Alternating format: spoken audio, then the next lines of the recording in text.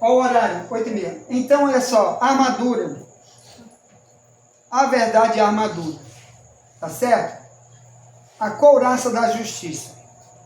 Então, lá na Bíblia, em Romanos 6,18, o Paulo disse que Cristo nos chamou para ser servo da justiça para a santificação.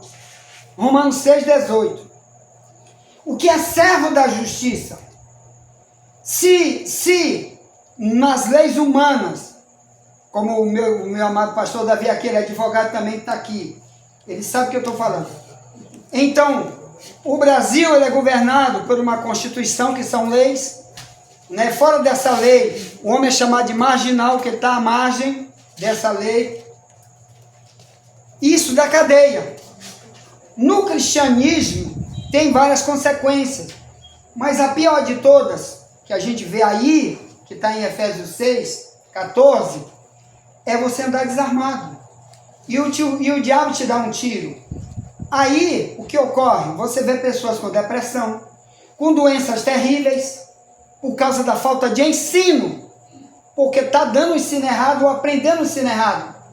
Lá na Bíblia fala de uma mulher que Jesus disse: eu estou ferindo teus filhos de morte, por causa do ensino que você está dando na igreja.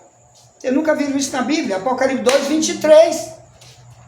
Ele disse: aí tem uma mulher que está ensinando meus filhos a comer da idolatria. Eu dei tempo para ela se arrepender. Ela não se arrependeu. Eu estou botando no leito os que se prostituem com ela e vou ferir de morte os filhos dela. E todas as igrejas vão saber que eu sou aquele que sonda mente e coração, vou dar para cada um segundo sua obra. Então, uma igreja que não tem um ensino como está na Bíblia, está assim de gente doente. Entendeu? Eu não vou te dizer que eu não pego doença. É muito difícil eu pegar. Entendeu? Primeiro que eu tomo própolis e pólen todo dia. Isso tem um ganho muito gigante, né? Para desentupir veio, um monte de coisa, te dá um monte de coisa na tua saúde. Mas não estou falando disso. Eu estou falando da armadura. Da armadura de Efésios 6,14. Deus está dizendo que tu vai ter uma proteção. Aquela proteção que está no provérbio 30, 5 e 6, que diz: toda palavra de Deus é pura, e escudo é para aqueles que confiam nela. Nada acrescentes a sua palavra, para que tu não seja achado mentiroso. Então esse provérbio 30, 5 e 6, está dizendo que a palavra de Deus ela é um escudo. Não para mim dizer: eu vou roubar e a Bíblia vai me defender. Eu vou viver em corrupção e por ser cristão Deus é obrigado a me defender. Não, é porque existe no mundo espiritual uma proteção que o diabo olha e diz: não pego. Eu vou te dizer como é que é bom Deus testificar as coisas para nós. Certa vez, como eu disse para vocês, irmão, as coisas espirituais elas se materializam. E por isso que eu estou perguntando para vocês aqui: será que nós podemos hoje orar e dizer para Deus: Deus, eu tenho Efésios 6,14, essa armadura eu tenho. Será que a gente tem a cara de pau de orar? Cara de pau, que é Israel em Mateus 12:9, eles tinham cara de pau. Jesus diz assim: rapaz, esse povo me honra com os lábios, mas o coração está longe de mim, hein? Vou me adoro. É uma cara de pau muito grande, entendeu? Você está cantando, pregando e orando: eu te amo, Jesus. A mim não. João 14, 20 e 21. Quem me ama guarda a minha palavra. Não tem negócio de dizer que me ama e o que eu falo tu joga para trás. Entendeu, gente? Aí, olha como é que se materializa o mundo espiritual. Olha o que Deus fez para mim. Lá vem, né? Eu sonhei que eu ia passando numa praça e tinha um rapaz segurando um cachorro enorme numa corrente. E eu passei, aquele cachorro começou a latir para mim. E eu disse pro dono: segura esse cachorro. E ele avançando para mim. Quando eu tinha passado uns 3 metros do cachorro, o cachorro começou a arrastar ele para mim, arrastando. Ele não estava segurando. E eu dizia: segura esse cachorro. E continuava andando, eu ligeiro, que eu sabia que ele vinha, no sonho. Aí o que ocorre? Quando eu andei mais ou menos 10 metros dele, ele se soltou. O cachorro se soltou e veio. E à medida que ele vinha, ele se transformava. Ele parecia aqueles filmes de Hollywood. Você já viu aqueles cavalos que tem aqui na exposição aqui? Que leva aqueles cavalos caríssimos, viu? Quarto de milha, aqueles cavalos gigantes de corrida. Ele tinha um corpo de um cavalo, ele se transformou num corpo de um cavalo e a cara de um cachorro. Enorme, a cara do bicho era desse tamanho assim, maior que a cara de um cavalo. E saía sangue da boca dele. Para mim, ele vinha assim, saindo sangue. Eu sabia que ele era aquele lá de 1 Pedro 5,8, que diz: vigia, porque o diabo, vosso adversário, está em derredor, bramando como um leão, buscando alguém que possa tragar. Eu disse: vixe, ele vai me comer.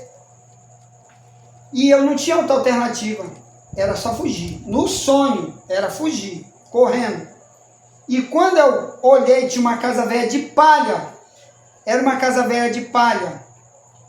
E eu disse: só tem um jeito, eu vou entrar nessa casa de palha, que eu não tinha mais nada. Uma casa velha toda de taipa, de barro, não era de tijolo. Casa velha, velha, velha. E eu entrei. Quando eu entrei, eu tive logo aquele sentimento daquele filmezinho, quando eu era menino, assisti aquele filmezinho dos 3 porquinhos, o lobo, que o porquinho entrava, o lobo não fazia nem triscar. Eu só fazia soprar, a casa caía. E no sonho veio aquilo. Eu disse: bicho, aqui vai ser igual o filmezinho. Esse bicho não vai precisar nem triscar. Ele vai fazer qualquer coisa, vai cair essa casa e ele vai me pegar. Mas algo dentro de mim disse: anda na casa, anda nela. E como eu estava no primeiro cômodo, e devia ter 2 ou 3 cômodos na casa, eu estava apenas naquele primeiro que eu entrei, tipo sala. Comecei a andar. Quando eu comecei a andar, a casa começou a se transformar por dentro. Quando eu cheguei, mais ou menos no segundo cômodo, eu estou no primeiro, estou no segundo agora, estava blindada por dentro de aço. Totalmente a casa. Blindada, blindada. Como se fosse um carro blindado. Aí que eu olhei, e ele todo o tempo rosnando por fora. E eu disse para mim mesmo no sonho: ah, agora eu sei por que ele não entrou aqui. Por causa disso aqui que está aqui dentro. Eu acordei. Porque o diabo, irmão, ele sabe quem nós somos. Entendeu? O diabo sabe quem você é. Ele sabe se tu queres ou não aquilo que Deus fala na palavra. Se tu pensa que aquilo é uma brincadeira, o diabo sabe que não é. Ele esteve, como diz o Raul Seixas, o diabo usou ele para cantar uma música que disse: eu nasci há 10 mil anos atrás. Então, o diabo há 10 mil anos atrás, viu? Ele sabe muito bem quem ele era, o que ele fez. E ele está então acompanhando essa humanidade de lá até aqui. Sabe de tudo. Quais são nossas fraquezas. Sabe quais são os pontos onde ele pode usar suas armadilhas. Então, o que aconteceu? Deus me fez lembrar disso aqui. Ó. O mundo pensa que você é fraco. Qualquer cristão, irmão, ele pode ser fraquinho para o mundo, mas se ele tiver compromisso com a palavra de Deus, o diabo conhece ele, diz: esse daí eu não pego, viu? Esse daí não vai dar para mim.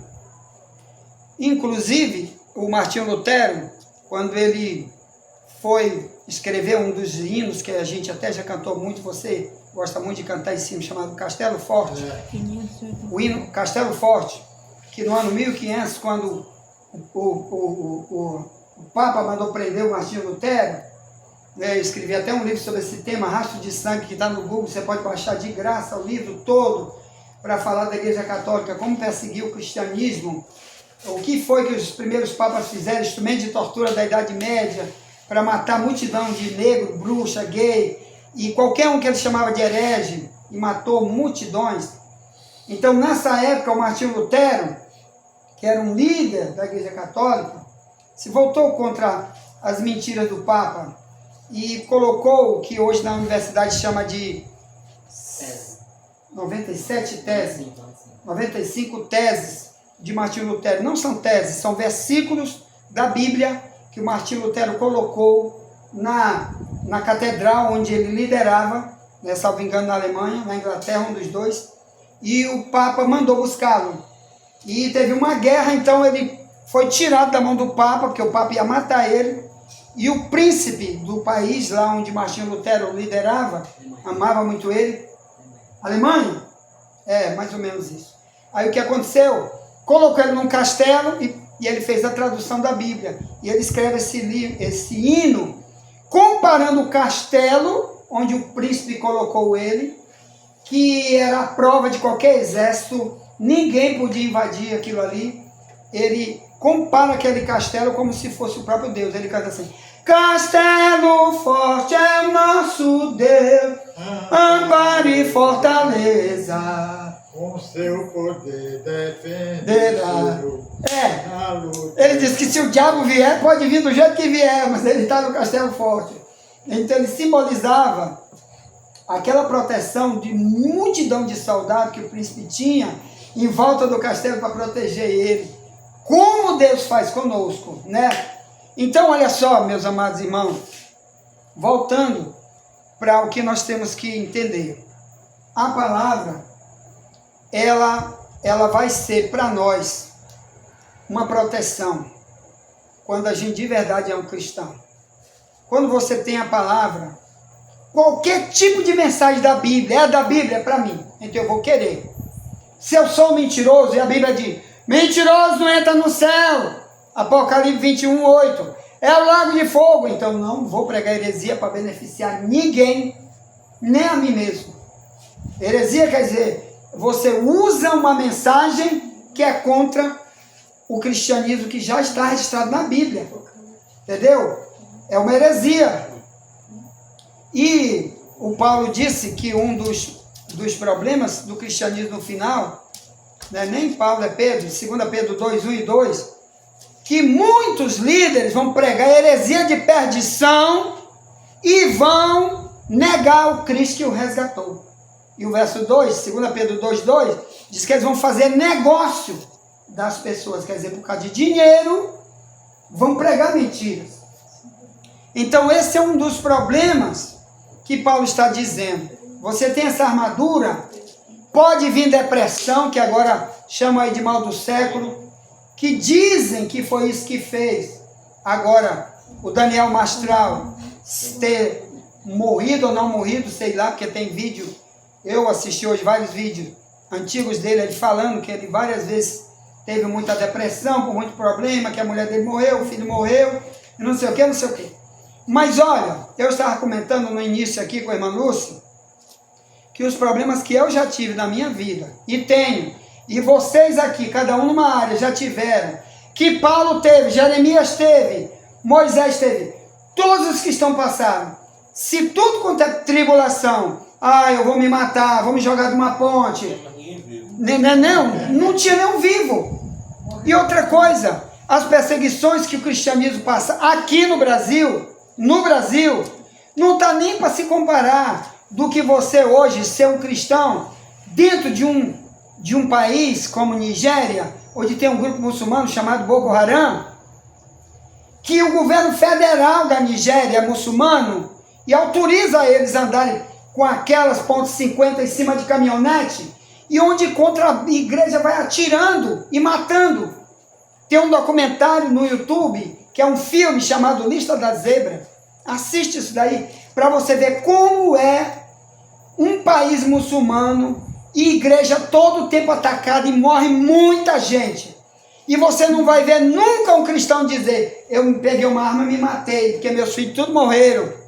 Quando mataram os filhos de Jó, todos, e o dinheiro dele todo, perdeu tudo, num dia só. Ainda nasceu uma doença tão terrível em Jó. Nunca você vai dizer algum versículo que Jó diz: rapaz, eu estou doidinho para agarrar uma corda para me matar. Nunca. Porque o cristão, irmão, você vê as aflições de Paulo, que estão no final de 2 Coríntios 11, nós nunca passamos no Brasil nem 10 centavos do final, 2 Coríntios 11, 28 em diante, ele falando de tudo quanto é luta, era fome, a maioria de nós nunca passou fome na vida. E um probleminha, morreu meu filho, morreu minha mulher, meu irmão, igreja primitiva, todo o tempo morria alguém, todo o tempo. Eu estava falando aqui, Estevão estava pregando, daqui a pouco pedrada e Estevão mataram. o cristianismo fez o quê? Duplicou. Lá na frente, Atos 12, 1 em diante, Herodes mandou prender Pedro e Tiago, cortou a cabeça de Tiago instantaneamente. O Pedro ficou preso. Ele podia dizer, rapaz, eu vou me enforcar aqui dentro dessa cadeia. Esse Jesus não adiantou. O que ele fez? Continuou sendo crente. Deus mandou um anjo e soltou ele. Ah, podia soltar Tiago, mas não soltou. Algum propósito Deus teve. O que eu quero dizer é que a depressão que hoje o povo está falando é porque eu vou lhe explicar. Nós temos hoje uma ciência chamada psicologia, ou parapsicologia, ou seja, não sei o quê, que quem fundou isso não acredita na Bíblia, não acredita no diabo. Então eles têm que dar uma coisa humana para justificar um problema espiritual. O que você acha que fez Judas se enforcar? Que ele saiu dali para se enforcar depois de trair Cristo? Lucas 22, 3. Entrou Satanás em Judas. Lucas 22, verso 3. João 13, 2 diz assim, acabou a ceia, pôs Satanás no coração de Judas que o traísse. Então ele foi se matar, podia dizer se fosse hoje, poxa, Judas era um cara que expulsava demônio, curava enfermo, e agora foi se matar. Como que pode um apóstolo escolhido por Jesus, mas tu não sabe que foi uma influência satânica? Pegou tanto dinheiro. Lucas 22, 3. Pegou o dinheiro e foi se matar. O diabo com certeza deve ter dito, tu já tem o que tu gosta, né? Tá, agora eu vou te levar, tu é meu. Então, meus amados irmãos, o que nós temos que ver é isso. A palavra foi que levou Paulo a continuar sofrendo. E tem outra coisa que eu vou te falar. Quando ele escreve 2 Timóteo 4, 6 em diante, ao 8, ele diz assim, eu combati o bom combate, acabei a carreira e guardei a fé. Desde agora a coroa da justiça está preparada para mim. Não só para mim, mas para todos os que amam a sua vinda. Ele podia dizer, mas rapaz, o imperador Nero, do ano 60, era o imperador Nero, que mandou decapitar ele. Ele podia dizer, rapaz, o Nero já mandou a sentença de morte para mim. Tal dia, que a Bíblia não diz qual foi o dia que ele foi decapitado, mas ele já sabia. Por isso ele escreve isso aí, que ele ia ser decapitado. Ele podia dizer, mas rapaz, preguei, apanhei, sofri fome, andei de pé, fiz jejum, fiz tudo, ajudei a igreja, fundei a igreja, agora o cara vai cortar minha cabeça. Quer saber? Eu vou abandonar esse Jesus. Como tem hoje multidão de crentes, irmão, que por muito menos abandona Cristo. Tem crente que tu não precisa nem dar um beliscão nele, ele já vai embora. Quando eu congregava na Assembleia de Deus de Vassaldanha, quando eu era novo convertido, que o pastor Carlos Augusto, que fez meu casamento aqui, ele era o pastor também de lá antes, tinha um monte de mulher na Assembleia de Deus que era lá do círculo de oração. Aí eu me lembro de uma delas, que ela estava lá e passou um tempo, ela sumiu. E eu nunca mais olhei, encontrei ela na rua. Eu disse, irmã, a senhora não foi nunca mais para a igreja? Porque eu não vi mais a senhora lá? Ela disse, porque eu só tenho esse sapato. E uma irmã lá fica todo tempo olhando no meu sapato e falando mal do meu sapato. Por isso, eu nunca mais voltei, porque ela só sabe falar mal do meu sapato. Minha irmã, imagine se o cara mandasse te prender e botasse uma arma na tua cabeça, tu nega a Cristo ou tu morre. Irmão, Jesus vai voltar agora, a qualquer momento, vai ter uma grande tribulação tão gigante na terra, que nenhum de nós vai poder escapar, se a gente ficar para a grande tribulação, se não subir com Jesus. O maior período de doença, de perseguição, igreja, placa, não pode existir mais nenhuma. Tu não vai ter nem Pix, vai ser proibido, entendeu? O Pix, que é uma das coisas que Daniel Mastral falou, aí agora mandou todo mundo assistir esse filme, que eu disse para você o nome do filme, Um Dia Depois de Nós, né? Eu estou vendo falar do último livro. Eu escrevi até aqui o nome, que ele disse que quem fez esse filme foi Barack Obama, quando era presidente dos Estados Unidos, um dos maiores satanistas do mundo. Eu escrevi um livro exclusivo para Barack Obama, eu escrevi, entendeu? O tema está mais de 10 anos atrás, quando ele era presidente dos Estados Unidos. Eu tenho esse livro, é meu, que ele é muçulmano. Eu coloquei o nome do título. Obama trouxe a máfia muçulmana para os Estados Unidos. Que ele mudou tudo quanto é pastor, que era capelão no exército, tudo quanto é lugar, botou todos